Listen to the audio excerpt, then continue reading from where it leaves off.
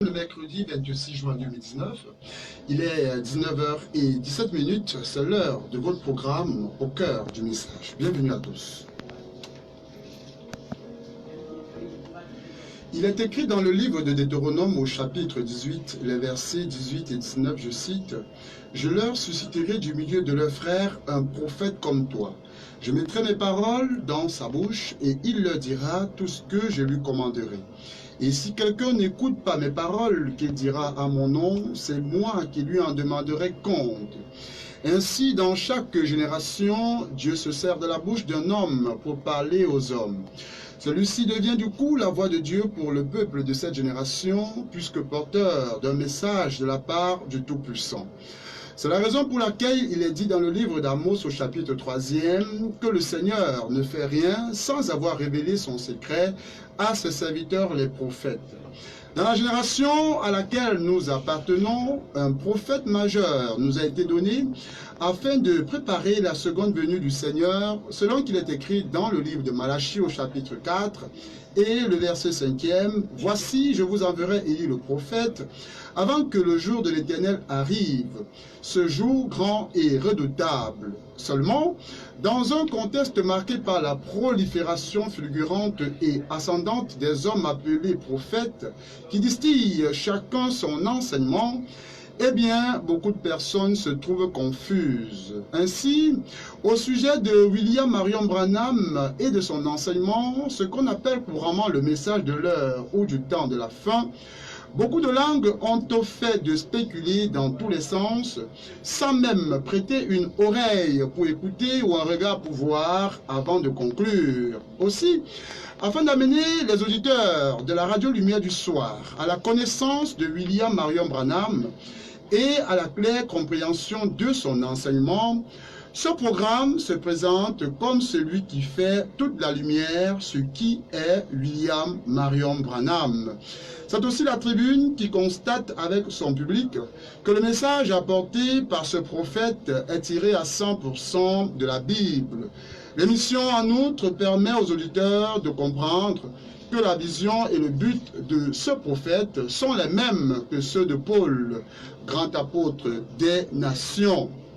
Nous continuons ce soir, chers amis auditeurs, avec notre série sur le message intitulé « 5 identifications précises de la véritable Église du Dieu vivant », un message, nous aimons à le dire, qui a été prêché par le prophète William Marion Branham le dimanche soir 11 septembre 1960 au Branham Tabernacle à Jeffersonville dans l'Indiana, c'est aux États-Unis d'Amérique. Et ce soir, nous allons ouvrir avec la troisième série sur ce sermon.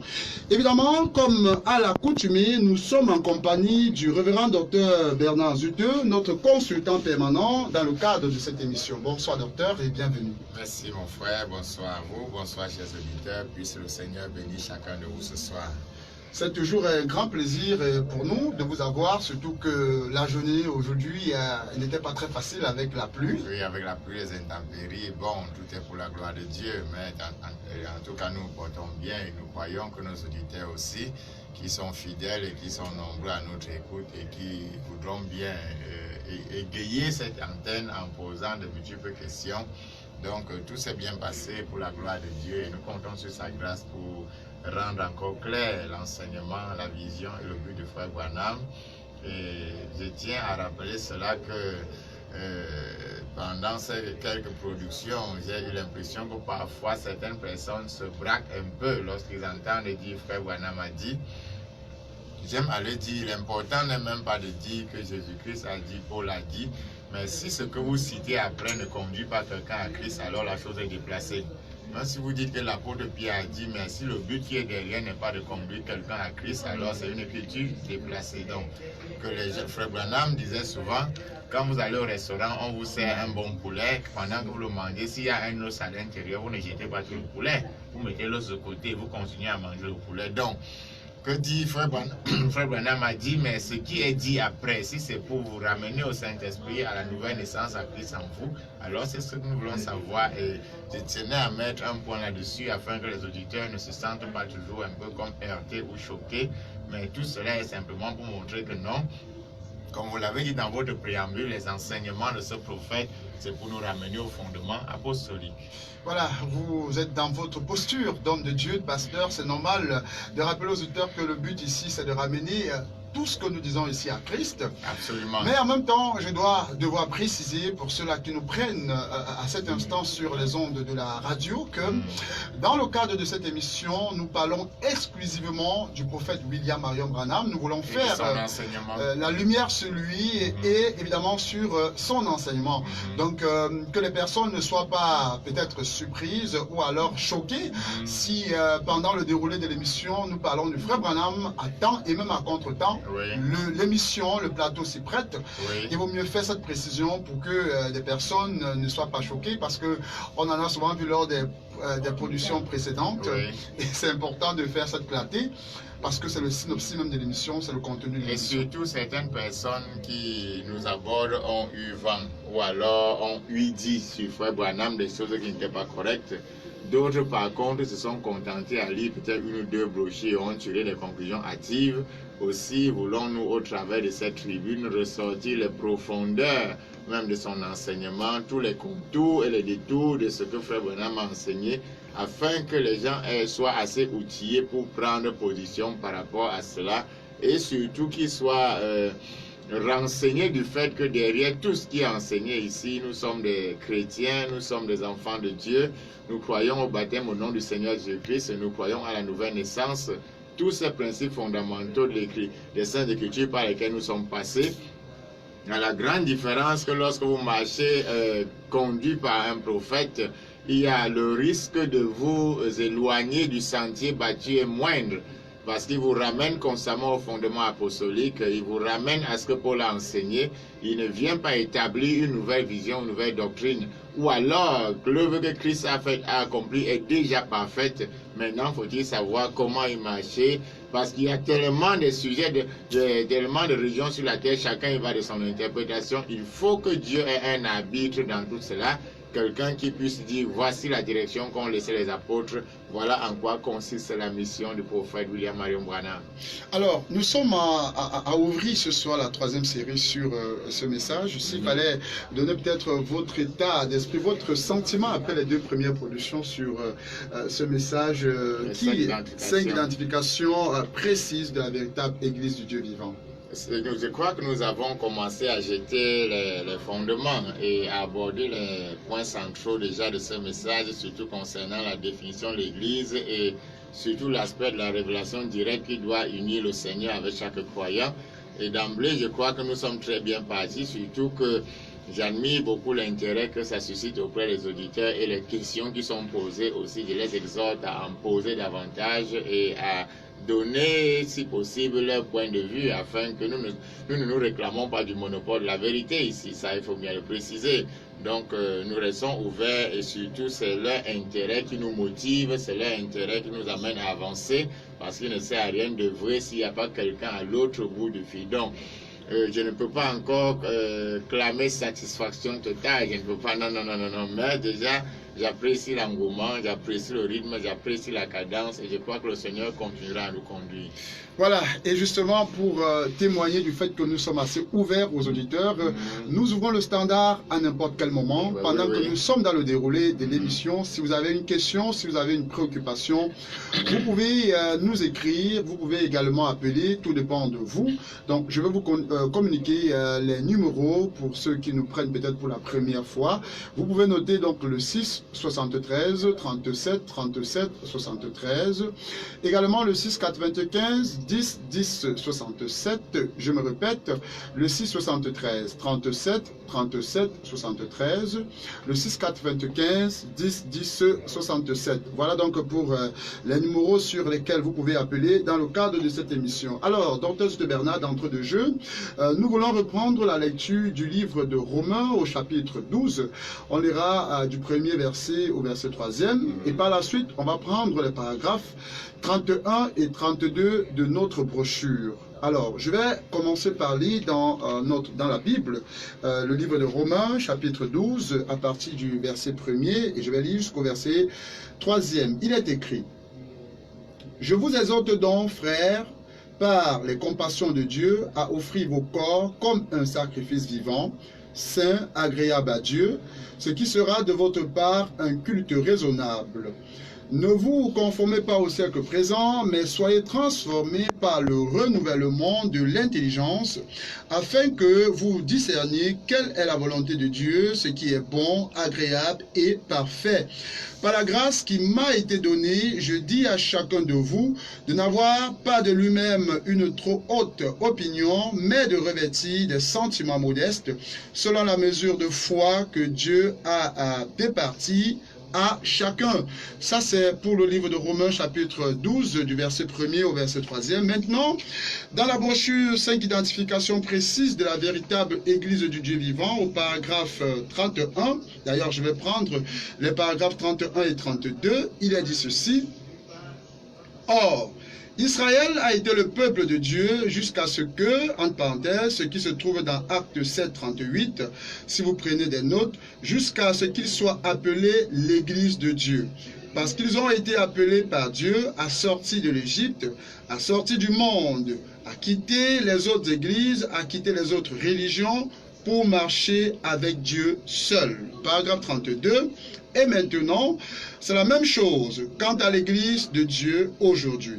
Appelé à sortir de tout ce qui est du monde, appelé à sortir de toutes les sectes religieuses, appelé à sortir de toute dénomination religieuse, appelé à sortir de toutes les organisations religieuses pour marcher avec Dieu et n'étant pas gouverné par un évêque, mais en étant gouverné par Christ dans ce royaume messianique où nous vivons. C'est Christ qui est le roi, c'est Christ. Fin de citation. Alors, Révérend Dr. Juste Bernard, aujourd'hui on voit dans les églises toutes sortes de mélanges. Est-ce que le principe de sortie du monde reste une condition obligatoire pour faire partie de la véritable église? Cette règle sera constamment répétée tout au long des Saintes Écritures par l'apôtre Paul, renoncement aux œuvres mortes, renoncement aux choses du monde. Et il va de soi que nous vivons dans une période où il y a toute une amalgame au sein des églises et tout un mélange et une confusion totale.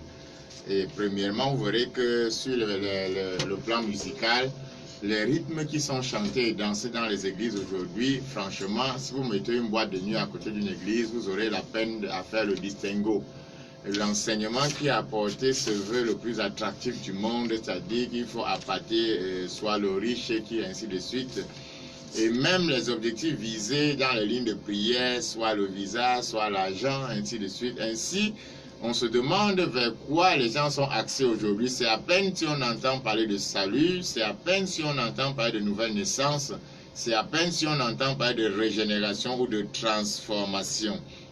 Nous sommes dans l'époque de l'accomplissement de 2 Timothée chapitre 4 verset 3 dans lequel l'apôtre Paul dit ceci: car il viendra un temps où les hommes ne supporteront pas la saine doctrine, mais ayant la démangeaison d'entendre des choses agréables, ils se donneront une foule de docteurs selon leurs propres désirs, détourneront l'oreille de la vérité et se tourneront vers les fables. Fin de citation. Aussi cet état d'esprit amène beaucoup de personnes qui sont à l'extérieur et qui jettent un regard attentif sur l'Église à se demander si l'Église a changé de forme, est-ce que l'Église est encore appelée à se détacher des œuvres mortes comme ce fut le cas des apôtres. Il va de soi que lorsque Frère Branham commence à apporter ce sermon sur les 5 identifications de la véritable Église, ce principe est cité dans la définition fondamentale. L'Église, ce sont les appelés à sortir. Ainsi, tous ceux qui aspirent, qui postulent, doivent intégrer ce principe fondamental. Il n'y a pas de mélange entre la lumière et les ténèbres. Il n'y a pas de relation entre Christ et Bélial. C'est un principe sans concession en fait. C'est un principe sans compromis. Mais on peut aussi se rendre à l'évidence que si les gens se permettent de se revendiquer, appartenir à la véritable Église tout en menant une vie de mélange et de confusion, c'est surtout par manque de révélation de qui est vraiment le Dieu qu'ils servent. Dieu est invariable dans ses lois, dans ses principes et dans ses actions. De même qu'il a agi avec Abraham en le séparant, de même qu'il a agi avec la terre en la séparant, il agira sans cesse avec chaque croyant dans tous les âges. Mais l'homme a tendance à se dire que comme il évolue en médecine, il évolue en biologie, il évolue dans la science, aussi Dieu évolue également. Dieu n'évolue pas parce qu'il est parfait d'éternité en éternité. Et chaque fois que Dieu établit un principe, il va agir sur le même principe, quel que soit le temps, les saisons et les personnes. Donc, ce principe qui a été le principe premier, le Seigneur, quand il est venu sur la scène, il a fait sortir les disciples des religions mortes pharisiennes. L'apôtre Paul a arraché les païens des ténèbres pour la lumière. Il va de soi que quiconque aspire à entrer dans cette véritable église doit intégrer que ce principe de la séparation est un principe sans concession. N'oublions quand même pas de relever le fait que lorsque Dieu a séparé Abraham de son pays là-bas, Lot a néanmoins suivi sans comprendre exactement le principe de la séparation. Et quand l'heure de l'épreuve est arrivée, l'heure du test est arrivée, on a vu comment Lot s'est dirigé rapidement du côté de Sodome et ce qui a conduit à sa perte. De même, quand Dieu va séparer les enfants d'Israël du pays d'Égypte là-bas, la Bible parle des ramassis qui ont suivi le chemin parce que les uns ont suivi ce grand réveil, ils ont adhéré au Dieu de Moïse pour la simple raison que certains fuyaient l'esclavage, d'autres fuyaient les coups de matraque, d'autres marchaient derrière cette nouvelle religion dont le Dieu faisait des temps de miracles et pouvait nourrir les gens sans qu'ils aient à travailler. On a un peu ce courant-là dans les églises aujourd'hui. On va à l'église parce qu'on fuit le célibat, on fuit parce que le porte-monnaie est vide, on fuit ainsi de suite, sans avoir une claire compréhension du fait que l'église ou alors les appelés à sortir sont d'abord censés être axés sur les choses du royaume de Dieu. Ensuite, Dieu prendrait soin du reste. Donc, beaucoup de confusion aujourd'hui et beaucoup d'amalgame parce que les personnes ne comprennent pas qu'il est fondamental, lorsque vous aspirez à entrer dans l'église du Dieu vivant, de savoir qui est Dieu, quel est le Dieu qui vous appelle, dans quel but vous êtes appelé et quels sont les sacrifices auxquels vous devez consentir avant d'aboutir je dirais, au but final. Et un des piliers de l'enseignement de Frère Branham consiste à répéter sans cesse que Dieu est la parole. Frère Branham aime à le répéter que la définition fondamentale de Dieu selon Jean chapitre 1er verset 1er, Dieu est la parole, ce qui veut dire que tout ce qui a trait à Dieu a trait à sa parole. Aussi pouvons-nous encore redéfinir le thème même ou alors le titre de cette prédication, les 5 identifications de la véritable Église du Dieu vivant. Il faut noter ici que l'expression Dieu vivant n'est pas en opposition à un Dieu mort. Non, non, non, non. C'est Frère Branham ne veut pas dire un Dieu vivant contre les dieux morts. Mais l'expression Dieu vivant ici veut dire le Dieu qui est vivant pour faire vivre sa parole. Le Dieu qui actualise sa parole, le Dieu qui est présent dans sa parole dans chaque âge pour la manifester.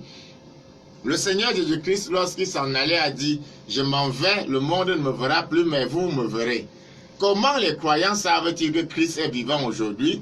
Parce que nous le voyons sans cesse en train d'accomplir les choses qu'il a promis qu'il devait faire. Donc, le Dieu vivant, c'est d'abord le Dieu qui vit au travers de sa parole. Et Frère Branham, donc ici, parle de 5 identifications de la véritable Église au travers de laquelle Dieu manifeste sa parole et sa parole de la saison. Ainsi donc, le but de la sortie de ces croyants, le but du détachement du monde, c'est afin que Dieu manifeste en eux sa parole, avec toutefois la précision que lorsqu'on entend manifestation de la parole, du coup on entend surnaturel, se taper par terre, ainsi de suite.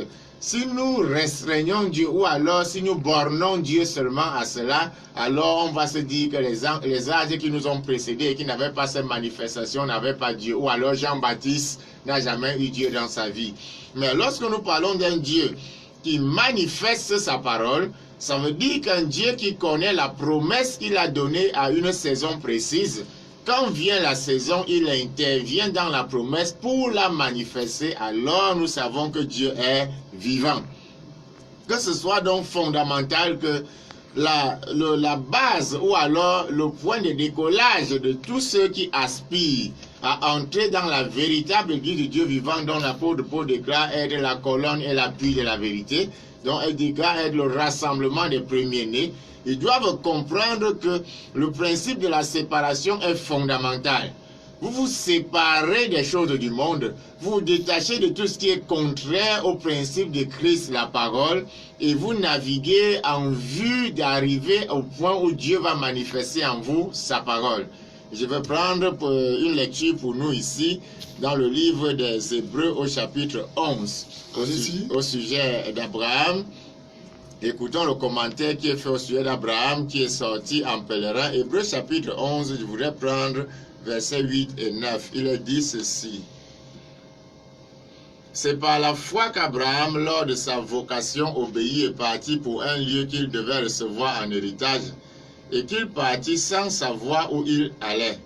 C'est par la foi qu'il vint s'établir dans la terre promise, comme dans une terre étrangère, habitant sous les tentes, ainsi qu'Isaac et Jacob, les co-héritiers de la même promesse. Donc, voyez ici que Abraham se déplace par la foi et comme une vocation. Le terme vocation, vous voyez, c'est une consécration totale. C'est un but pour lequel vous ne pouvez renoncer. C'est aussi un but pour lequel vous êtes prêt à sacrifier tout ce qui est contraire à votre vision. Aussi, l'écrivain de l'Épître aux Hébreux dit Abraham lors de sa vocation. Non seulement il part pour un pays étranger, mais surtout il part sans avoir la pensée de retourner en arrière. Il va en comptant sur la grâce de Dieu. Et même une fois arrivé dans ce pays, l'Écriture dit encore qu'Abraham demeurait sous les tentes. Voyez, Abraham qui venait d'où en Chaldée devait quand même avoir quelques notions de bâtiment ou de génie civil. Mais pourquoi demeurait-il sous les tentes comme les co-héritiers de la promesse? Parce qu'il s'attendait au mouvement perpétuel de Dieu. Il voulait être disponible en sorte que chaque fois que Dieu lui demandait d'avancer, qu'il n'ait pas à se plaindre du déménagement ou alors qu'il ait investi quelque part et que Dieu lui demande de quitter ce lieu-là. Donc, on voit ici le principe de la consécration, on voit ici le principe de l'avancement, on voit ici le principe du sacrifice et surtout, il n'y a pas la moindre intention de retourner en arrière.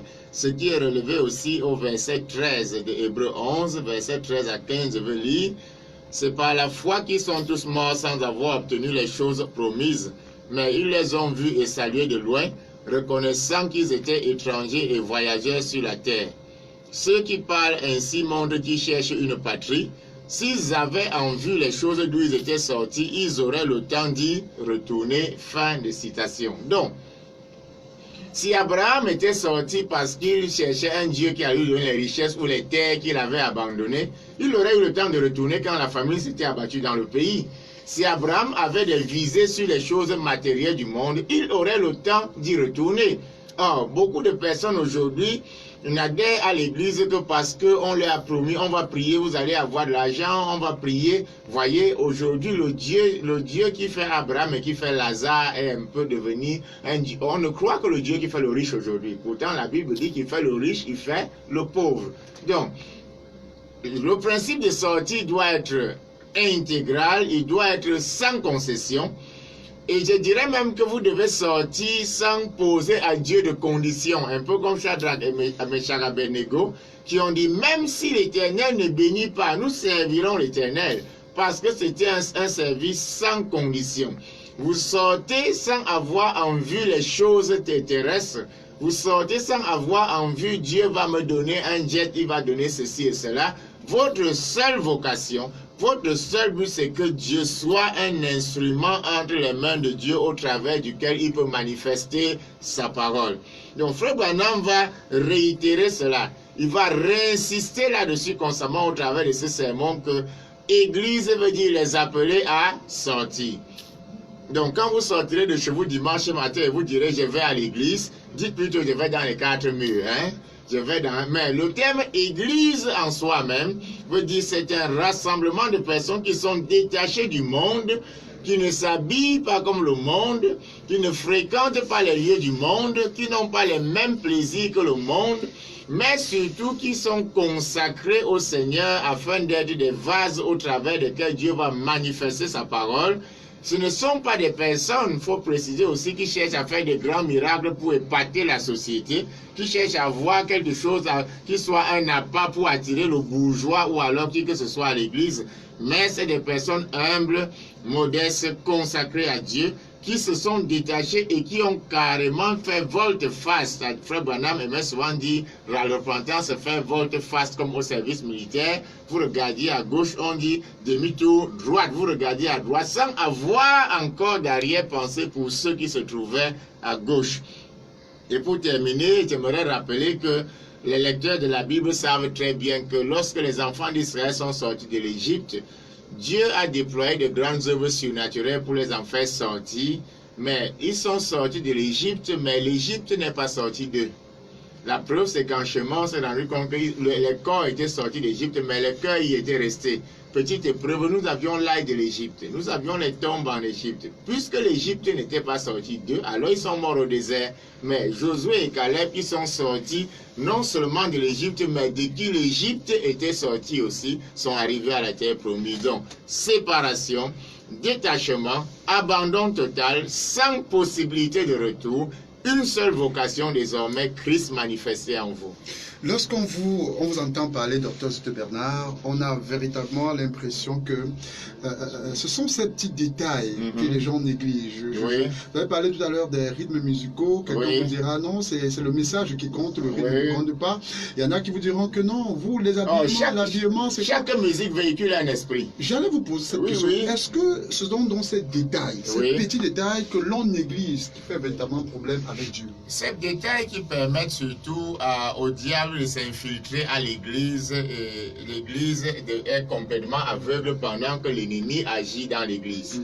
Aujourd'hui, vous trouvez facilement quelqu'un qui prend facilement un rythme de jazz ou de makossa. Dès qu'il met le nom de Jésus dedans, ça se danse directement à l'église. On ne surveille plus le tension, on ne surveille plus d'esprit. Parfois même, c'est des personnes qui maudissent Dieu en face. Parce que le nom de Jésus se vend un peu sur le marché. Ces chansons parfois sont même jouées dans des bars. Absolument. Des boîtes de nuit. Parce que le nom de Jésus passe le marché, alors on introduit. Et vous entendez des chrétiens jouer ces choses-là et ça crée confusion et amalgame. La parole de Dieu nous a demandé dans un genre de discerner les esprits, de surveiller et d'éprouver les esprits. Ce n'est pas parce que quelqu'un a dit Jésus ou alors on a entendu le nom du Seigneur dans une musique qu'on va forcément l'adopter. Et ça crée donc la confusion. Le même rythme qui se danse au bar, vous le dansez à l'église, vous ne vous demandez pas quel esprit est en train de vous oindre. Souvenez-vous de l'histoire de Samson. Lorsque Samson a persisté dans sa course vers Delilah, quand il a eu les yeux crevés, Samson jouait la musique et le monde dansait. Vous voyez, un homme qui était censé être consacré à Dieu, maintenant qui jouait et faisait danser le monde. On se demande si l'église n'est pas dans cette condition-là aujourd'hui. Donc, amalgame surtout le côté musique vraiment est celui où il y a une amalgame pas possible. Amalgame dans le style de prédication, amalgame dans les tenues vestimentaires. On peine aujourd'hui à distinguer un chrétien avec entre guillemets une mondaine. On peine à distinguer un chrétien avec quelqu'un qui ne croit pas en Jésus-Christ pour la simple raison que lorsque vous voulez ramener les gens à l'ancien évangile, on vous taxe de démodés, vous êtes trop radicaux, vous êtes trop extrémistes et vos églises même ne vont jamais se remplir parce qu'avec ce genre de prédication, la vocation première de l'évangile n'est pas de remplir les églises mais de convertir les gens à Christ.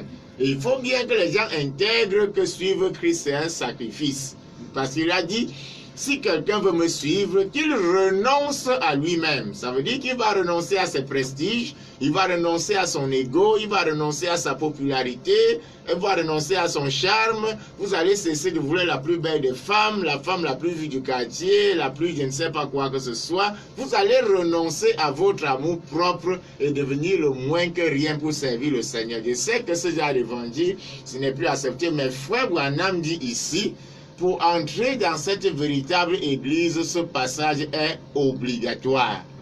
Voilà, tel que vous étiez en train de parler tout à l'heure des enfants hébreux, de la sortie de Moïse avec ces personnes qui l'ont suivi, on va dire que c'était pratiquement un suivisme religieux parce que beaucoup sont sortis sans même savoir où est-ce qu'ils allaient. Et ils sont morts au désert. Est-ce qu'aujourd'hui on n'a pas ce problème? C'est-à-dire que nous sommes restés avec la conception occidentale, c'est-à-dire que la religion est venue, les Blancs sont venus, comme on dit couramment, avec cette histoire de religion. Beaucoup l'ont embrassé et sont restés dans la conception même occidentale de la chose. Et tout en oubliant même que parfois certains colons qui sont venus avec même l'évangile n'étaient pas parfois même des convertis. C'est-à-dire que c'était un instrument qui permettait d'installer la colonisation, l'exploitation. D'asservir certains peuples et c'est comme ça que ça a été perçu et jusqu'aujourd'hui, certaines personnes peinent à comprendre pourquoi on peut accorder tant de crédit au christianisme parce que pour eux c'était juste un instrument qui permettait d'asservir les peuples noirs. Bon, j'aime souvent aller dire, ce n'est pas parce qu'un brigand a utilisé un couteau que votre femme va acheter tous les couteaux qu'il y a à la cuisine. Non, non, non, ils s'en sont servis pour ce but. Ce n'était pas le but premier pour lequel la chose a été envoyée par Dieu. Mais beaucoup restent dans la religion, dans le décorum, dans le rituel et dans le traditionnel. Omettant que derrière cette parole, il y a un Dieu qui veut se servir des individus pour manifester sa parole. Le Seigneur n'a pas amené les disciples à se détacher du judaïsme seulement pour les abandonner ainsi de suite, mais il les a conduits vers un lieu où le Saint-Esprit est venu en eux et les œuvres qu'ils accomplissaient, eux aussi ont commencé à les manifester en retour. Il doit avoir séparation, il doit avoir détachement. Et ça ne doit pas être douloureux même pour l'aspirant. Ça ne doit pas être un problème pour ceux qui veulent servir le Seigneur, mais ils doivent intégrer que c'est le passage obligatoire. Vous allez perdre votre prestige, perdre votre image envers la société, perdre votre réputation, mais de toutes les façons, il faut faire un choix entre le monde et Christ. En tout cas, cela est très bien dit, mesdames et messieurs. Si vous nous prenez à l'instant, vous êtes sur la 93.3, vous êtes à l'écoute de l'émission Au cœur du message. Au cœur du message, c'est cette émission qui fait toute la lumière sur le prophète William Marion Branham ainsi que son enseignement. Dans le cadre de cette émission, nous présentons ce prophète, nous présentons également son enseignement. Question de dissiper dans le cœur et dans les esprits des hommes pas mal de choses qui ont été parfois dites à l'égard de cet homme de Dieu. Et donc ce soir nous sommes dans la 3e série avec notre brochure intitulée 5 identifications précises de la véritable Église du Dieu vivant. En rappel, vous pouvez, si vous avez des questions, nous écrire ou nous appeler. Je vais rappeler encore les numéros: le 6 73 37 37 73, le 6 95 10 10 67.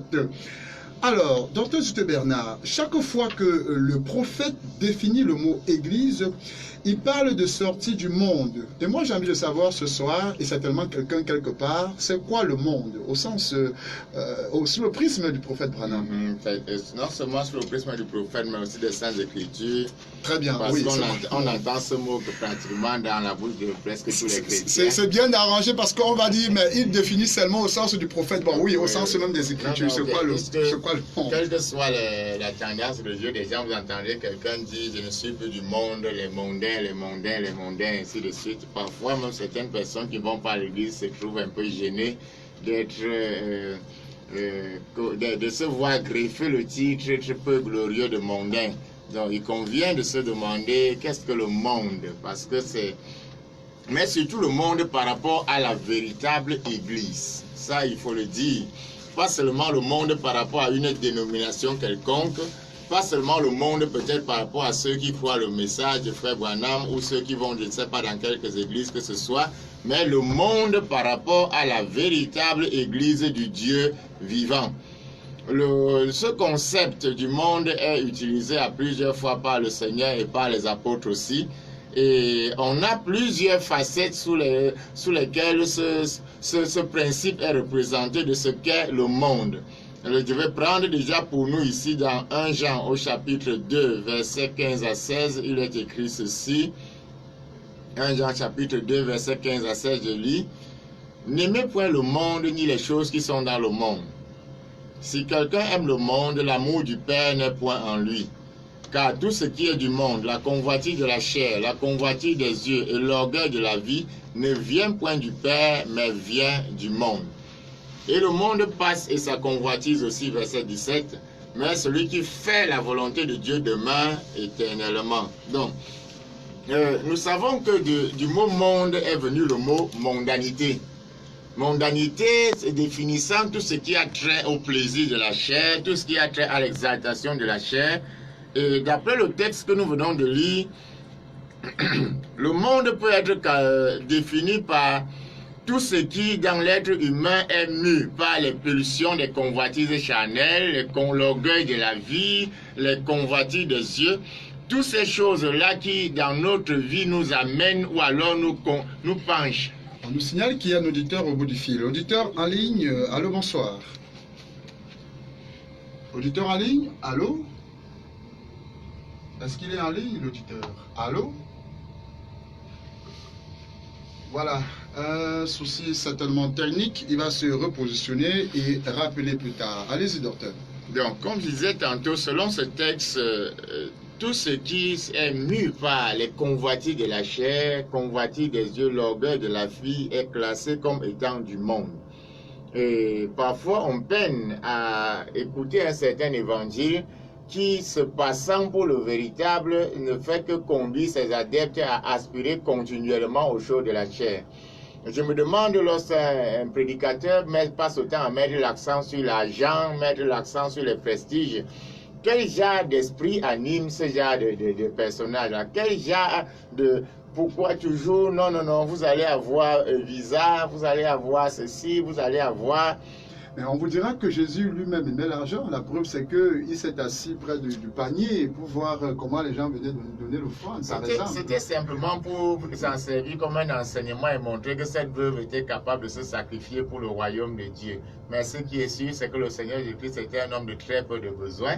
S'il aimait l'argent à ce point-là, il devait suivre Judas qui volait tout ce qu'on mettait dans la caisse, non? Mais il n'en faisait pas cas, parce que l'argent n'était pas quelque chose d'assez important à ses yeux. Il était là pour la gloire. Bien que l'argent soit nécessaire parce que l'évangile va avec l'argent, mais il faut bien s'assurer que les gens mettent le royaume de Dieu en priorité, ou alors la parole vivante en eux, et que ces choses-là viennent après. J'aime toujours aller dire, Dieu établit des lois dans ce monde tel que pour être riche, vous n'avez pas forcément besoin de venir à l'église. Vous n'avez qu'à appliquer un certain nombre de lois, travailler selon certains principes, vous verrez comment vous allez prospérer. D'ailleurs, si on va compter les hommes les plus riches du monde, on n'y dénombrera que très peu de ceux qui adhèrent à quelque église que ce soit. Donc, cela pour dire que Dieu bénit le chrétien en toutes choses, mais il met le royaume en priorité.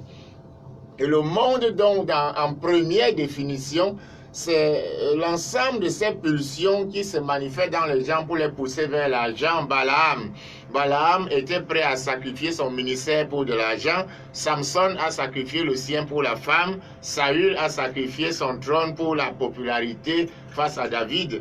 Et le prophète aimait souvent dire qu'il y a trois choses qui peuvent détruire un ministère: l'argent, la femme et la popularité. Donc, le monde, c'est comme ce système, ce cosmos, cet ensemble de choses qui sont en train de toujours pousser les gens vers ces pulsions de la chair. Ça, c'est ce qui, à mon sens, peut se présenter comme la première définition du monde. Mais il y a d'autres définitions un peu plus approfondies du monde, parce que nous sommes ici dans le cadre de la véritable Église du Dieu vivant. Et dans l'épître de Paul aux Éphésiens, chapitre 4, versets 17 à 18, où l'apôtre Paul dit: ne marchez pas comme les païens qui marchent selon la vanité de leurs pensées, ils ont l'intelligence obscurcie. On voit que le monde aussi, c'est cet ensemble de personnes qui marchent dans les ténèbres, dans l'ignorance, et qui sont incapables de discernement. Aussi, le Seigneur va dire: le monde ne me verra pas, mais vous, vous me verrez.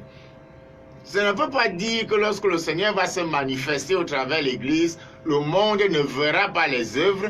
Le monde regardera les œuvres, regardera le surnaturel, mais ne discernera pas qui fait les œuvres.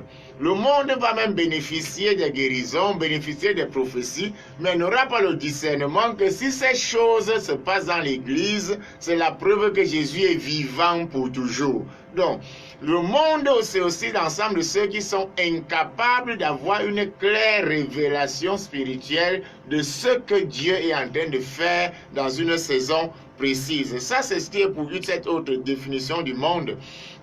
L'apôtre Paul, dans Éphésiens chapitre 2, verset 1er au 5e, si nous pouvons lire cela, nous donne encore une claire compréhension de ce qu'est le monde. Éphésiens chapitre 2, pardon, verset 1er au 5e, il est écrit ceci: vous étiez morts par vos offenses et par vos péchés, dans lesquels vous marchiez autrefois selon le train de ce monde, selon le prince de la puissance de l'air et de l'esprit qui agit maintenant dans les fils de la rébellion. Nous tous aussi nous étions de leur nombre, et nous vivions autrefois selon les convoitises de notre chair, accomplissant les volontés de la chair et de nos pensées, et nous étions par nature des enfants de colère comme les autres. Mais Dieu qui est riche en miséricorde à cause du grand amour dont il nous a aimés, nous qui étions morts par nos offenses, nous a rendus à la vie avec Christ. C'est par grâce que vous êtes sauvés. Fin de citation. L'apôtre Paul montre ici que pendant que nous étions dans la cadence et le rythme du monde, on était les morts. Donc ceux du monde, c'est les morts parce que nous, la preuve que nous ne sommes plus du monde, c'est que nous sommes ressuscités des morts. Or, il est clair ici que l'apôtre Paul ne parle pas de la mort physique, mais il parle du fait que, marchant dans le train du monde avec les pensées vaines, je veux être le plus grand ceci, je veux être la plus belle ceci, je veux être le plus célèbre de ceci, le plus célèbre prédicateur, le plus célèbre on ne sait pas quoi, nous avons été ressuscités maintenant avec Christ parce que Christ étant la parole, nous avons maintenant en nous les choses célestes, nous sommes la parole manifestée, nous ne sommes plus comptés parmi les morts. Donc Paul classe ici le monde, l'ensemble de ceux en qui la parole ne se manifeste pas, quelle que soit leur obédience religieuse, parce que quand l'apôtre Paul dit qu'il était mort ici, en fait il était pharisien à ce moment-là, il était dans la secte la plus rigide des pharisiens, avec tout ce que ça comportait comme règle, comme rigidité, mais Paul se classe parmi les mondains pendant qu'il était chez ces pharisiens. Voyez, c'est... Voilà, docteur, un auditeur est en ligne. Auditeur en ligne, allô, bonsoir. Allô, bonsoir. Bonjour. Oui, bonsoir, monsieur. Comment est-ce que je vous appelle? Moi, c'est j'appelle les Bonanjo. Ah, monsieur Théophile, depuis Bonanjo. Nous vous écoutons. Oui, bon. Je suis plutôt préoccupé par un autre sujet, s'il vous plaît. Oui. Allez-y. Allô? Oui, allez-y, monsieur. Oui, je suis plutôt préoccupé par la parabole du Seigneur sur l'intendant. Donc, c'est qui finit dans Luc chapitre 7. Oui. La conclusion du verset 9, c'est pas qui me préoccupe un peu. Si vous pouvez lire, si vous avez ça sous la main. Vous avez sous la main? Alors? Vous avez ça sous la main, la parabole du Seigneur, Luc chapitre 16, vous avez dit, n'est-ce pas? Oui, la parabole parle d'un homme riche Oui. avec un intendant. Oui. Et quoi? Et le contexte que le Seigneur nous donne dans Le verset 9, c'est ça qui vous intrigue le plus. Et il conclut en disant, et moi je vous dis, faites-vous des amis avec les richesses injustes, afin qu'ils vous reçoivent dans les tabernacles éternels quand elles viendront à vous. Manquez, fin de citation. C'est vrai que c'est très très intriguant. Bon. Oui. Voilà, parce que déjà la connexion, la communication n'est pas très bonne, mais la question a été saisie. Ah, ok. Voilà, la question a été saisie parce que c'est vrai que la communication n'était pas très bonne. Donc d'ailleurs il a laissé un message, on devrait lire le message tout à l'heure. Je suis préoccupé par la conclusion du Seigneur sur la parabole de l'intendant. Dans le livre de Luc, chapitre 16, verset 9e. Et peut-être que je peux lire. Si on peut lire toute la parabole. D'accord. Bon, dans la parabole, il dit ceci. Jésus dit aussi à ses disciples, un homme riche avait un économe qui lui fut dénoncé comme dissipant ses biens.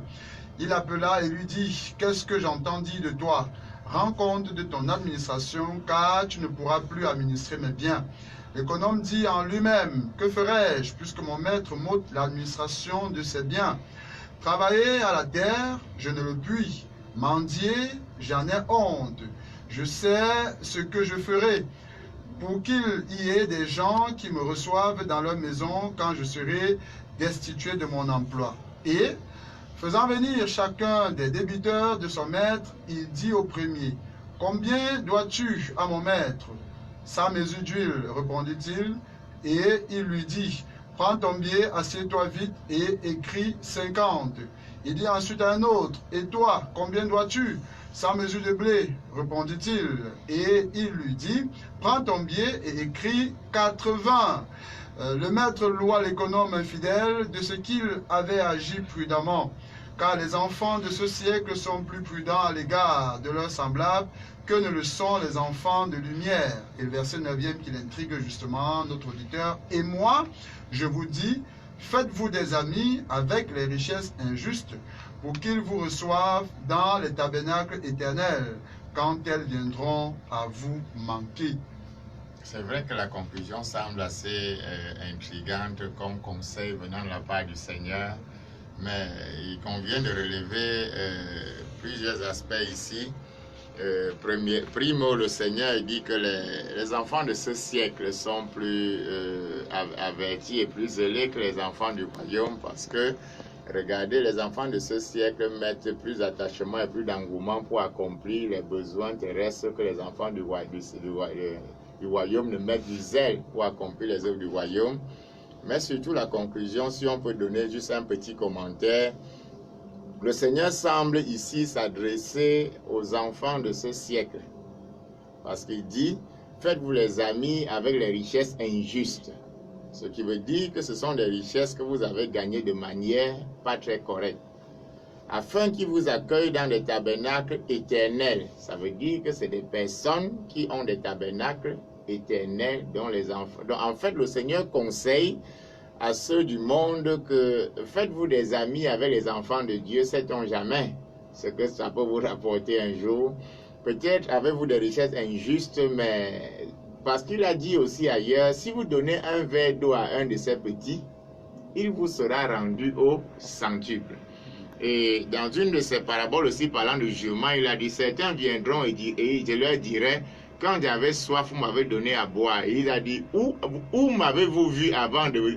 Où est-ce qu'on t'a vu avant de te donner à boire? Le Seigneur dit, chaque fois que vous avez fait ça à l'un de ces petits, c'est à moi que vous l'avez fait. C'est pour ça qu'il donne ce conseil, en fait, à ces personnes qui sont des enfants de ce siècle, qui se sont enrichis de façon injuste, que faites-vous des amis, ce genre d'amis qui dans l'éternité peut se souvenir de vous, parce que c'est la prison. Voilà. Faites-vous des amis, en d'autres termes, si vous avez les richesses de ce monde, si vous soutenez l'œuvre de l'évangile quelque part, si vous soutenez un fils de Dieu quelque part, un jour son Père s'en souviendra. Je crois qu'en gros, c'est ce que le Seigneur essaye de dire. Voilà, j'espère que l'auditeur, notre auditeur qui appelait depuis Bonanjo, a été comme ça satisfait à la question qu'il a posée ici.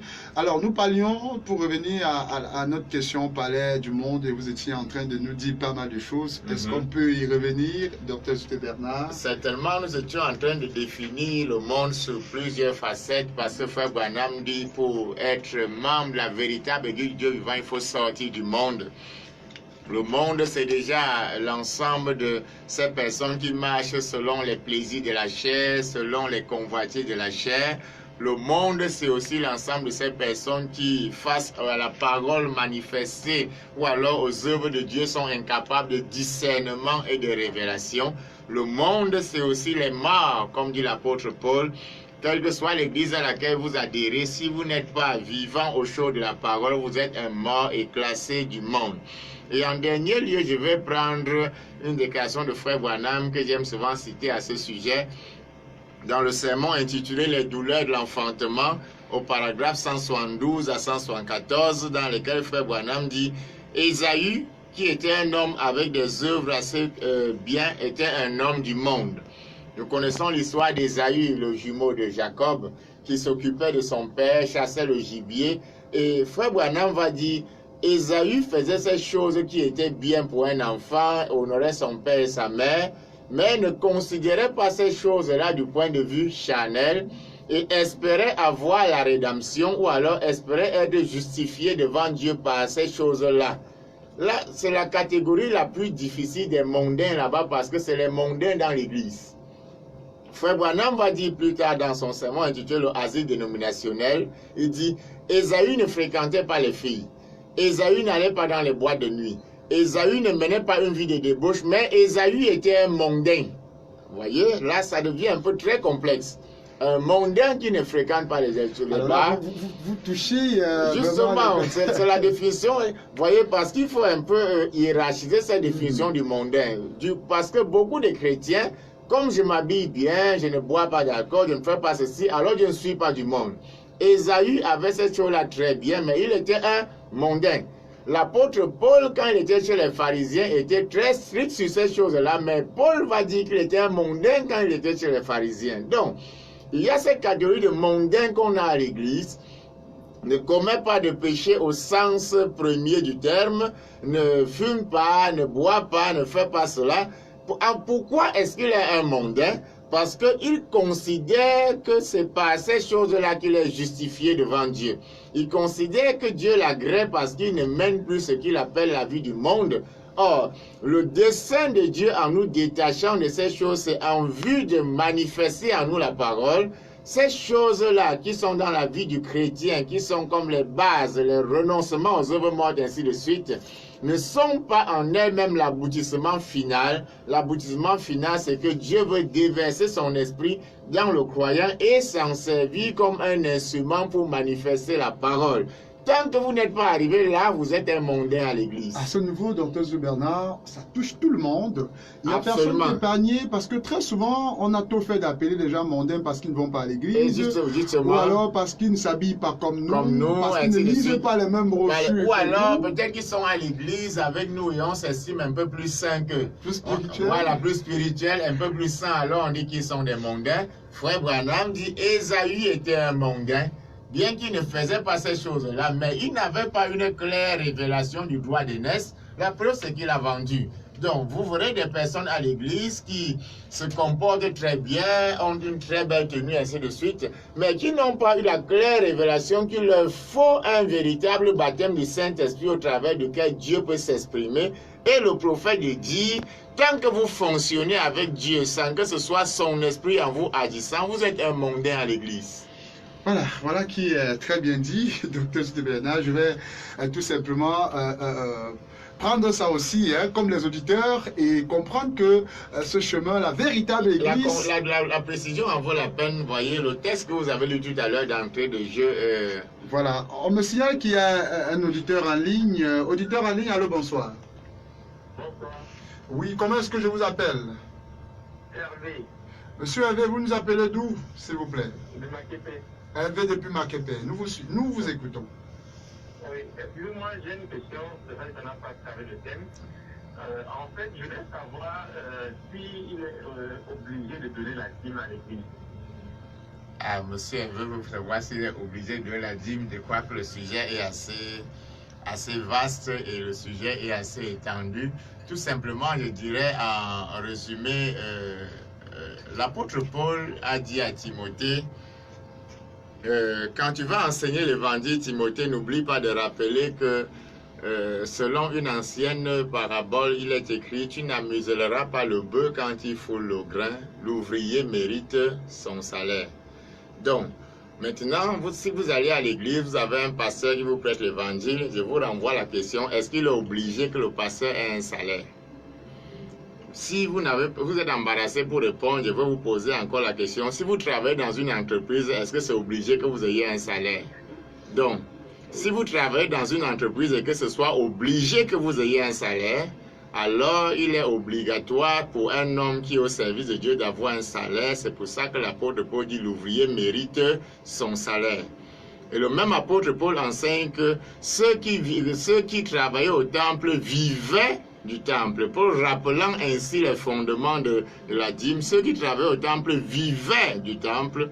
Ainsi, si un serviteur est consacré au service de Dieu, il doit être salarié selon les enseignements de Paul et vivre des choses du temple. Et la dîme fait partie du salaire. Maintenant, beaucoup de personnes affirment souvent que dans l'Ancien Testament ou alors dans le Nouveau Testament, il n'y a aucun enseignement portant sur la dîme ou alors le Seigneur n'aurait pas enseigné là-dessus. Ce qui, à mon sens, est souvent une affirmation très gratuite. Parce que quand le Seigneur Jésus parle de la dîme, il dit ceci. Vous, pharisiens, vous prescrivez la dîme, vous enseignez la dîme de la nette et de la menthe. Au lieu d'enseigner la miséricorde de Dieu, chose qu'il faut faire sans omettre les autres commandements. Et c'est cette dernière phrase souvent que beaucoup rejettent. Le Seigneur a prescrit d'enseigner la miséricorde tout en précisant que pendant que vous enseignez la miséricorde, n'oubliez pas les autres commandements et la dîme faisait partie de ces autres commandements. Donc, un croyant est-il obligé de payer la dîme? Est-ce qu'un citoyen du Cameroun est obligé de payer les impôts? Oui, sinon la police devrait l'arrêter. Maintenant, si vous êtes citoyen d'une patrie qui est la patrie de la parole, les impôts de cette patrie, c'est la dîme, alors vous payez la dîme afin que les ouvriers de la patrie soient payés. Le seul moyen que Dieu ait pour payer ses serviteurs, c'est au travers de la dîme. Maintenant, il la met dans la poche du chrétien afin que le chrétien soit son agent pour payer le pasteur. Donc, vous travaillez chez un patron, le salaire est obligatoire.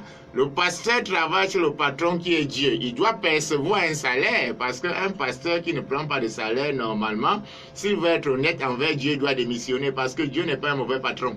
Non, Dieu veut payer ses employés. Alors, il doit prendre un salaire. Lorsqu'Abraham a rencontré Dieu, ce n'est pas Dieu qui a exigé la dîme, mais Abraham a eu la révélation que lorsque Dieu se manifeste sous l'attribut de sacrificateur, on paye la dîme.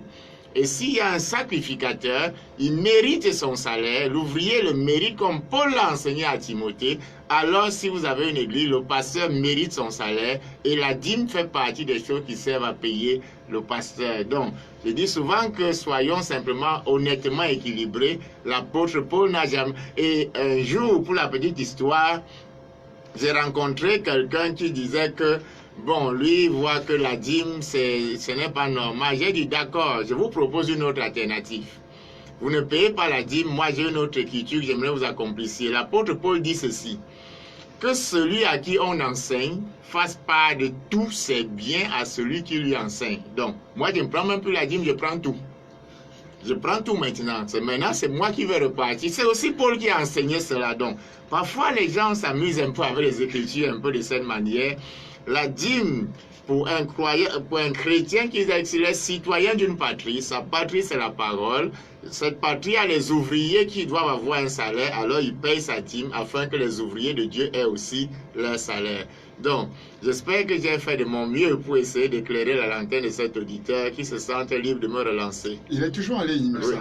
Merci beaucoup. Merci aussi à vous. Voilà, merci monsieur Hervé qui nous suit depuis Marc LPM. On va d'ailleurs saluer les auditeurs qui sont de ce côté-là. Docteur de Bernard, vous étiez certainement en train d'intriguer pas mal de personnes parce qu'on parlait là de ce qu'est le monde. Et nous nous sommes rendus compte qu'à ce niveau, on a souvent tout fait de conclure, d'appeler les gens les mondains parce qu'on est dans une église. Dans l'église et le monde, je disais que le monde c'est niveau par niveau. C'est-à-dire qu'il y a ceux qui n'ont jamais, qui font partie de l'ordre de, ils n'ont pas de révélation. Quand Dieu se manifeste, ils ne comprennent pas ce qui se passe. Ils sont classés du monde, comme le Seigneur a dit, ceux-là ne peuvent pas voir, c'est-à-dire regarder et discerner. Mais la catégorie la plus dangereuse des mondains, ce sont ceux qui sont à l'église. Dans le texte que vous avez lu en introduction, Romains chapitre 12, du premier verset au 3e, l'apôtre Paul montre une démarche assez schématisée. Il dit, ne vous conformez pas au siècle présent. En d'autres termes, ne vous laissez pas fondre dans le moule de ce siècle ou alors ne vous prenez pas les habitudes de ce siècle. Oubliez d'abord le verset qui est cité avant. Offrez vos corps comme un sacrifice vivant, saint et agréable à Dieu. Ce qui est de votre part un culte raisonnable. Et beaucoup de croyants s'arrêtent là bon, j'ai donné ma vie au Seigneur, je ne fais plus ci, je ne fais plus ci, alors tout est fini. Mais l'apôtre Paul continue en disant, soyez transformés par le renouvellement de l'entendement, afin que vous discerniez la volonté de Dieu, ce qui est bon, agréable et parfait. Donc le but même, c'est que Dieu veut vous amener à discerner sa volonté. Et quelle est sa volonté? C'est la parole que vous êtes appelés à manifester. Tant que vous n'êtes pas arrivé à cet aboutissement final et que vous arrêtez en chemin en disant, bon voilà, je vais à l'église, je m'habille bien, je ne fais pas ceci, les autres c'est les mondains. Vous êtes un mondain au même titre que... Oh, vous sortez du monde quand vous passez des ténèbres à la lumière, c'est-à-dire de l'ignorance à la révélation. Vous sortez des ténèbres quand vous passez de la puissance de Satan à celle de Dieu. C'est-à-dire vous passez de la puissance des choses de la chair à la puissance du Saint-Esprit en vous manifestant la parole. Il n'y a pas de juste milieu à ces choses-là. Donc à ce niveau, chacun devrait encore revoir sa langue et faire très attention. Absolument, revoir son itinéraire, se demander est-ce que si le fait de se dire que bon, je m'habille comme ça, c'est que vous êtes pas sorti du monde. Dans ce cas, les pharisiens n'étaient plus des mondains. Parce qu'ils sont allés même jusqu'au filatère, c'est-à-dire que les pharisiens cousaient les versets de la Bible sur leur tenue, faisaient de longues prières. L'apôtre Paul était le meilleur en la matière, mais il dit, mais j'étais dans le monde, j'étais un mondain, parce que j'étais étranger à la parole révélée de la saison. Donc, cette catégorie est la plus dangereuse des mondains parce qu'ils ne savent pas qui sont les mondains. Un auditeur m'a demandé tout récemment, le docteur Souté Bernard, finalement, il est où, à quel niveau? Parce que quand on l'écoute, il tire sur les systèmes, c'est-à-dire les églises, qu'on dit aujourd'hui officielles, oui. Il tire sur les nouvelles églises. Finalement, lui, il est où?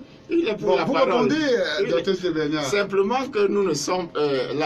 Parce on vous classe dans les nouvelles églises, les églises réveillées. Oui. Mais lorsqu'on vous entend parler, vous n'épargnez, enfin, à la lumière de la parole, vous n'épargnez personne n'est mis à l'écart. Voyez, Frère Branham aimait souvent dire que son église était un tabernacle interdénominationnel. En sorte que fondamentalement, nous ne sommes pas une dénomination parce que nous sommes toutes les dénominations à la fois. C'est-à-dire que nous sommes les catholiques à l'ancienne mode, nous sommes les pentecôtistes selon la Pentecôte qui est dans la Bible, on est les baptistes parce qu'on croit au fondement du baptême originel. Nous ne sommes pas prisonniers d'une quelconque dénomination, mais nous sommes pour Christ la parole manifestée. Que vous apparteniez donc à quelque dénomination que ce soit, que vous soyez même dans l'église du message, du moment où vous ne cadrez pas avec la parole, vous prenez la même étiquette. Donc quand Frère Branham s'adresse par exemple dans la brochure Les gloires de l'enfantement, est-ce que Dieu change d'avis au sujet de sa parole en disant tous ceux qui confondent les œuvres de la chair, je ne mens pas, je ne vole pas, ainsi de suite, ou alors ce que Paul appelait chez les Galates les œuvres de la loi, et qui pensent être justifiés devant Dieu avec ça, au détriment du Saint-Esprit qui régénère l'homme et manifeste en lui sa parole, tous ceux-là sont classés mondains. Ça peut sembler difficile pour ceux qui se croyaient déjà arrivés parce qu'ils ont cru au message, ainsi de suite. En fait, Frère Branham dit la preuve que vous croyez au message, c'est que vous le manifestez. Mais le message en lui-même ne se cantonne pas à quelques rituels d'église. Il ne se cantonne pas à ce que je ne fume, ni ne bois, ni ne mens. S'il fallait entrer au ciel par cela, je connais beaucoup de religions dans ce monde ou de courants de pensée où les gens sont plus saints que cela, où les gens passent des années dans le désert de neige à se consacrer à prier, ne fument ni ne mentent. Si c'était ça le critère, franchement, je me demande où est la chrétienté. Donc, ça peut sembler un peu difficile.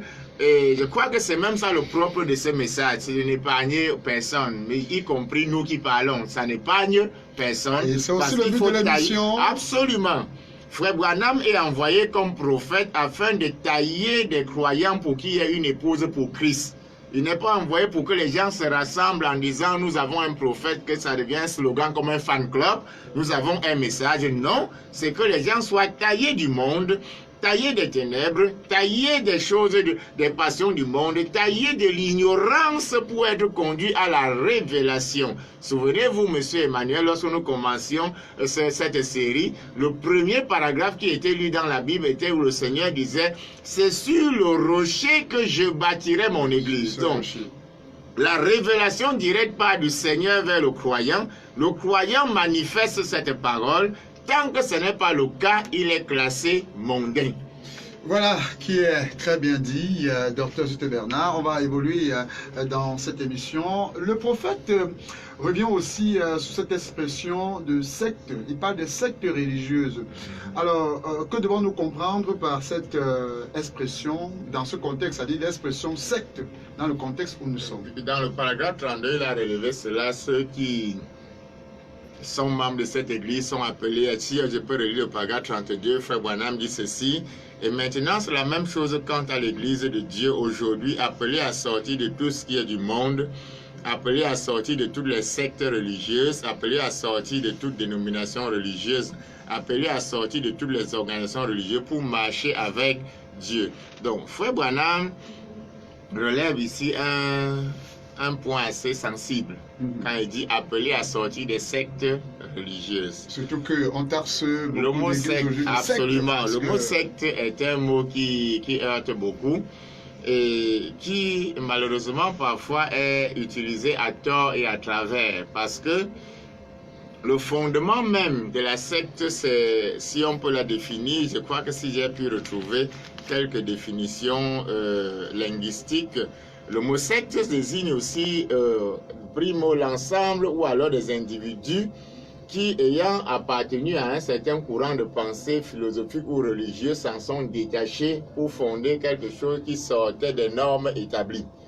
Et on entend toujours les gens dire les nouvelles sectes, les nouvelles ceci, ainsi de suite. Maintenant, voilà un prophète qui aborde la thématique de la secte. Il est vrai que pour parler de secte, il faut d'abord définir préalablement la norme. Il faut définir, on ne peut pas parler d'un faux biais si on n'a pas les caractéristiques du vrai biais. On ne peut pas parler de, je ne sais pas, quand il y a contrefaçon, ça veut dire qu'il y a imitation d'un original. Maintenant, pour parler de secte, il faut toujours définir ce qu'est la norme. Et voilà souvent ce qui pose problème au niveau des sectes. Parce qu'aujourd'hui, lorsqu'une église commence, elle est taxée de secte. Mais vous revenez 100 ans après, lorsqu'elle a déjà rassemblé 1 million de croyants, on lui enlève l'étiquette de secte. Et toutes les églises établies aujourd'hui oublient qu'il y a quelques 500 ans, elles étaient aussi des sectes. Et maintenant, on se demande si c'est l'ancienneté qui fait perdre l'étiquette de secte, ou alors si c'est parce qu'un courant de pensée s'est détaché de vous que vous l'appelez secte, ainsi de suite. Et pour qui est secte, il faut qu'on définisse la norme, qu'on définisse un fondement inébranlable, un absolu, comme disait Frère Branham. Et selon les Saintes Écritures, l'apôtre Paul dans Éphésiens chapitre 2, versets 19 à 22, dit « Nous avons été établis sur le fondement des apôtres et des prophètes, Christ étant la pierre angulaire. Et c'est en lui que nous sommes édifiés. » Donc, l'apôtre Paul dit l'église, le fondement de l'église, c'est la doctrine, les enseignements des apôtres et des prophètes. Et ces enseignements tournaient autour d'une seule pierre angulaire, Christ. Leur enseignement n'avait qu'un but central, Christ manifestait en nous l'espérance de la gloire. C'est sur ce fondement que l'église a été bâtie. Le même apôtre Paul dans 1 Corinthiens 3, 10 à 11 dit « Par la grâce de Dieu, j'ai posé le fondement comme un sage architecte. Et ce fondement, c'est Jésus-Christ. » Donc, désormais, à partir de ce principe-là, toute église qui va sortir, on a déjà la norme, on a déjà la base. Toute église maintenant qui va conduire les gens ailleurs que vers Christ, le Saint-Esprit manifestant la parole, doit être taxée de secte, même si elle a 1000 ans d'existence. Ou alors même si elle rassemble les milliards de croyants sur la terre. L'important n'est pas le nombre. L'important n'est pas, je dirais, qu'on ait pignon sur rue ou alors qu'on soit la popularité ou qu'on ait déjà intégré la haute classe ou la basse classe. Mais l'important, c'est les bases établies par les Saintes Écritures. Le rocher sur lequel l'Église est fondée, dit Paul, c'est Christ. Tout autre rocher est sectaire. Donc, il faut que la norme soit établie. Les apôtres enseignaient quoi? Les apôtres baptisaient comment? Les apôtres ordonnaient les ministères comment? Dès que quelque chose sort de ce modèle, qu'importe tout le décorum qu'il va avoir autour, ça doit être classé de secte. Donc, Frère Branham dit, vous devez sortir des sectes religieuses pour dire que vous devez sortir de tout ce qui n'est pas sur le fondement originel. Tout ce qui n'est pas selon l'enseignement des apôtres. Qu'importe la manière dont c'est beau, qu'importe la manière dont c'est flatteur, qu'importe la manière dont ça attire les foules, l'apôtre Paul a dit, si quelqu'un prêche un autre évangile, il doit être frappé de l'anathème. Non, sortez des sectes religieuses, sortez de... Parce que, vous voyez, chaque mouvement religieux a ses sectes. Dès qu'un réveil se produit, vous allez voir parfois une secte née à partir d'une simple effusion du Saint-Esprit. Vous voyez, une église a peut-être prié quelque part et quelque chose est descendu parmi eux. Et le lendemain, ils proclament que personne n'est spirituel à part eux. Ça, c'est déjà la secte qui commence. Quelqu'un reçoit une révélation quelque part et du coup, il dit, vous n'avez pas la même révélation que nous, vous êtes hors de des esprits sectaires.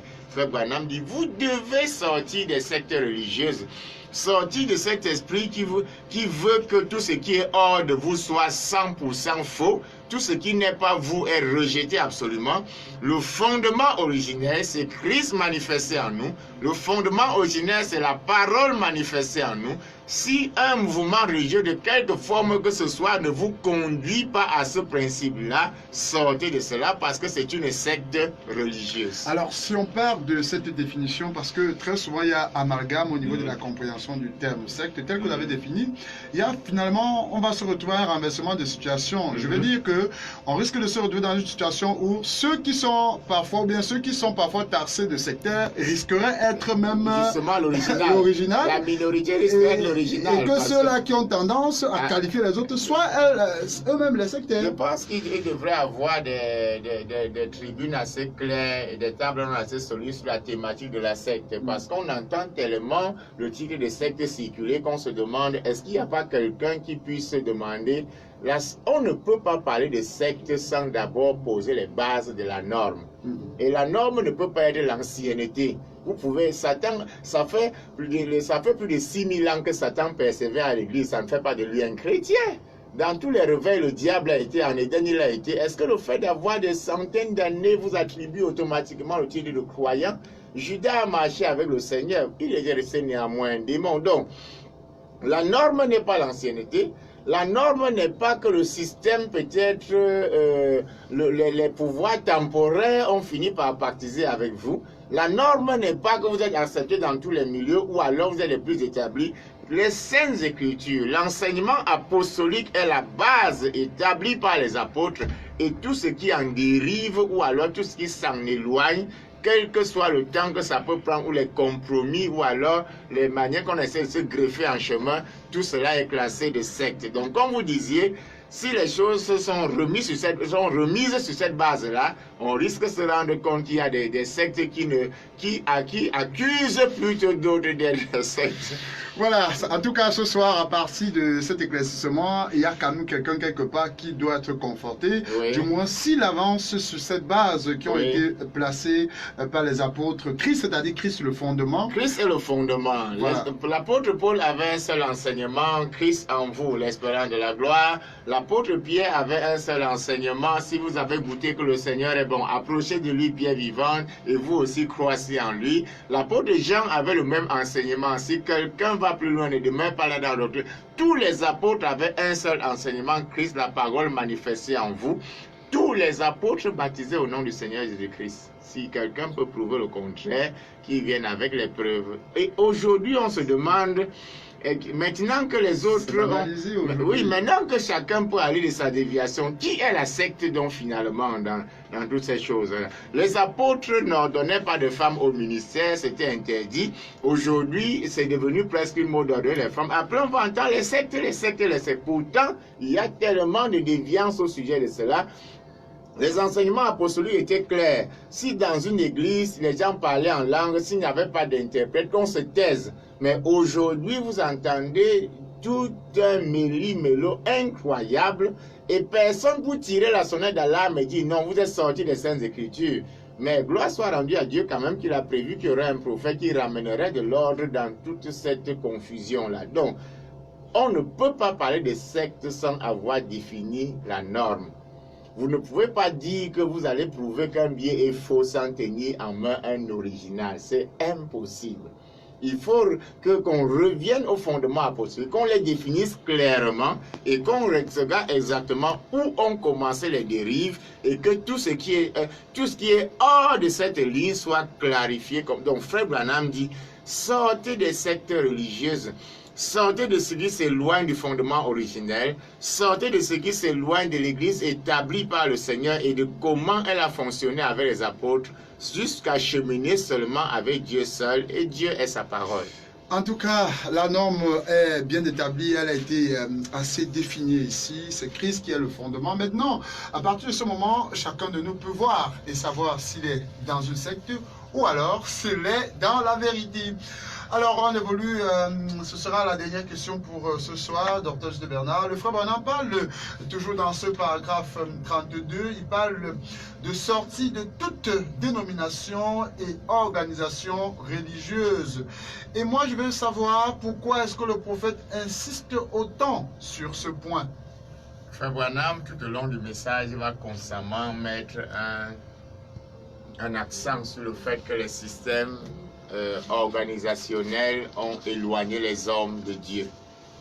Et tout en mettant les précisions assez importantes, parce que Frère Branham va dire, je n'ai jamais eu quelque chose ou quoi que ce soit contre les hommes ou les femmes qui sont dans ces systèmes, mais ce que je fais, c'est que je m'attaque au système, dit Frère Branham, afin d'en affranchir les hommes qui y sont retenus captifs.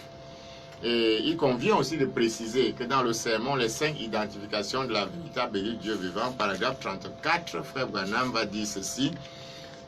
Le peuple, je cite, le peuple de Dieu, c'est son peuple appelé à sortir. Je crois qu'il se trouve dans toutes les dénominations. Il pourrait être catholique, il pourrait être protestant, il pourrait être juif, il pourrait être de n'importe quelle espèce d'église, mais la vraie église, c'est le corps mystique de Jésus Christ. Fin de citation. La précision en vaut la peine, afin que on ne soit pas, Frère Branham ne soit pas aussi taxé de sectaire. Sinon, ce serait une amalgame, une confusion totale. Mais si Frère Branham est sans cesse en train de dire qu'il faut sortir des religions organisées, structurées et qui embrigadent la révélation, voilà le mot que je cherchais. La religion organisée a ceci de contenir une masse dans l'ignorance, dans les ténèbres, et une certaine élite qui se dit l'intelligentsia et qui seule est à même de transmettre à la masse les desseins cachés de Dieu. Or, Frère Branham vient ici avec le principe apostolique qui voulait que les apôtres, quand ils vous rencontraient, on ne posait pas la question, Monsieur Kamla, vous êtes chrétien, oui, d'où? De quelle église? Mais les apôtres posaient la question, avez-vous reçu le Saint-Esprit depuis que vous avez cru? C'était la seule question. La finalité. La finalité. Saint-Esprit. Avez-vous reçu le Saint-Esprit depuis que vous avez cru?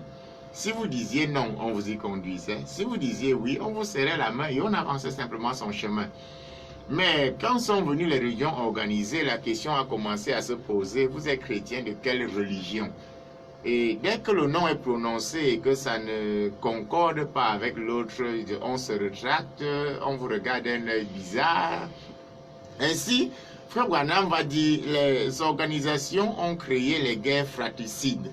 D'ailleurs, si vous étudiez l'histoire, quand vous regardez l'histoire et vous voyez comment ces choses-là ont engendré les meurtres et tout au nom de la religion, accomplissant par d'ailleurs l'écriture selon laquelle il viendra un temps où certains vous feront mourir en pensant rendre un culte à Dieu. Donc, les organisations qui ont créé les guerres fratricides ont divisé les enfants de Dieu et surtout ont ajouté au titre de chrétien des noms que Frère Branham va qualifier de blasphématoires. Parce qu'au temps des apôtres, on savait qu'on est chrétien, point final. Mais aujourd'hui, je suis chrétien X, chrétien Y. Et même quand vous dites que je suis chrétien tout court, non, on va vous obliger à être chrétien branhamiste. Par tous les moyens, parce qu'il faut à tout prix attribuer un nom. Et Frère Branham disait, aucun titre ne doit être ajouté à celui de chrétien. Si vous êtes enfant de Dieu, né de nouveau, ayant reçu le Saint-Esprit, vous êtes chrétien, point final. Dès que vous collez un autre titre à cela, ça crée les scissions, ça crée les divisions, ça crée les haines, ça crée les rancunes, ça crée des mésententes. Et surtout, la religion organisée veut se conforter dans ses traditions et ses rituels. Parce qu'une fois qu'on s'organise, on se donne des manuels qui régissent désormais toute forme de culte et d'adoration. On se dit que, ok, le prédicateur doit prêcher avec tel accent, il doit avoir telle approche, la chorale doit s'habiller X, le musicien doit jouer Y. Ainsi, Dieu n'a plus accès à l'Église pour continuer à révéler sa parole parce que l'Église a des bornes que même Dieu ne doit pas franchir. Et en général, ce qui se passe, c'est que lorsque ces religions s'établissent, s'organisent et se structurent humainement, Dieu est constamment obligé d'en sortir, de les laisser avec leur credo et d'aller susciter ailleurs un réveil afin de continuer son œuvre. Donc si Frère Branham exhorte les gens à sortir, c'est afin que les gens soient dans une position telle que le Saint-Esprit peut continuer à leur révéler sa parole. Le Saint-Esprit peut continuer à avancer avec la parole sans que la main humaine ne soit en train de freiner ses actions, sans qu'il y ait quelqu'un qui soit en train... C'est vrai, on va se dire qu'il y a risque d'anarchie, qu'il y a risque de libertinage. Le prophète disait souvent, nous ne sommes pas une dénomination, mais nous sommes un peuple structuré et organisé aussi parce que nous avons des églises avec des pasteurs, avec les diacres qui sont votés par la communauté locale. Ce n'est pas l'anarchie totale, non, non, non, mais... Toujours est-il que nous ne sommes plus maintenant sur le système de un homme qui maîtrise tout, un homme qui contrôle tout. Non, tous les croyants sont connectés à Christ. Christ, au travers de la nouvelle naissance, les régénère, les conduit par sa parole. Et désormais, Dieu peut manifester dans une brebis ce que même le pasteur n'a pas manifesté. Voilà, ce qui est plutôt bien dit, Dr. Bernard. Nous sommes... disons comme ça, hein, au terme de notre production de ce soir, nous voulons simplement remercier le Seigneur pour votre disponibilité. C'est un plaisir. Et je puis vous rassurer que vous avez des personnes qui vous suivent et qui apprécient ce que le Seigneur, par sa grâce, au travers vous, est en train de faire à partir de ce média. Nous comptons sur la prière, nous comptons sur la grâce de Dieu et nous croyons que quelqu'un est constamment édifié par cette antenne. Donc nous voulons nous donner rendez-vous mercredi prochain. Si telle est la volonté du Seigneur. Voilà. Et je voudrais rappeler, alors que nous sommes en train de conclure, je voudrais rappeler que l'émission C'est au cœur du message, c'est diffusé tous les mercredis à partir de 19h. Et dans cette émission, nous faisons la lumière sur qui est le prophète Branham ainsi que son enseignement. Question de dissiper dans le cœur et dans les esprits des uns et des autres cette mauvaise pensée qui a souvent eu pignon chez eux quant à cet homme. Et je rappelle que ici, nous n'avons pas la prétention d'attirer ou bien d'amener les gens vers une quelconque église, mais le plus important c'est de connecter, n'est-ce pas, les hommes, les auditeurs à Christ. Et je vais lire cette déclaration du prophète Branham qu'on peut rencontrer, qu'on peut lire sur la quasi-totalité des brochures imprimées par la voix de Dieu. Il dit: à aucun instant, je n'apporte aux gens un message pour les pousser à me suivre ou à se rattacher à mon assemblée ou pour fonder un cercle, une organisation. Je n'ai jamais fait ça et je n'ai aucune intention de le faire. Je ne me soucie pas de ces choses-là, mais je me soucie des choses de Dieu et des gens. Il n'y a qu'une chose à laquelle je voudrais parvenir pour être satisfait. 2 points, il dit, cette chose, c'est de voir s'établir une relation spirituelle véritable entre Dieu et les hommes, par lesquels les hommes deviennent de nouvelles créatures en Christ, en étant remplis de son esprit, pour vivre conformément à sa parole. Je vous invite, je vous supplie, je vous recommande instamment à tous d'écouter maintenant sa voix et de lui abandonner entièrement votre vie, de même que je crois de tout mon cœur lui avoir donné tout ce que je suis. Que Dieu vous bénisse et que sa venue remplisse votre cœur de joie. Je crois que c'est très bien clair pour nos auditeurs. Merci à vous d'avoir prêté une oreille attentive. L'émission était supervisée par l'apôtre Robert Kanté. Et dans ce studio, il y avait une forte équipe à la mise en onde. C'était donc tonton Simplice Yatou, le grand danseur devant l'éternel. Il y avait également avec nous ici tonton Moïse, qui était également de la partie. Majesté, qui assurait donc la coordination. Et moi-même, le combire Emmanuel Kamla pour la présentation. C'était un plaisir à toutes les personnes qui qui ont appelé également, que Dieu vous bénisse. Rendez-vous mercredi prochain lorsqu'il sera 19h, si le Seigneur le veut. D'ici à là, portez-vous bien et surtout, restez scotchés au programme de la Radio Lumière du Soir. Bonsoir.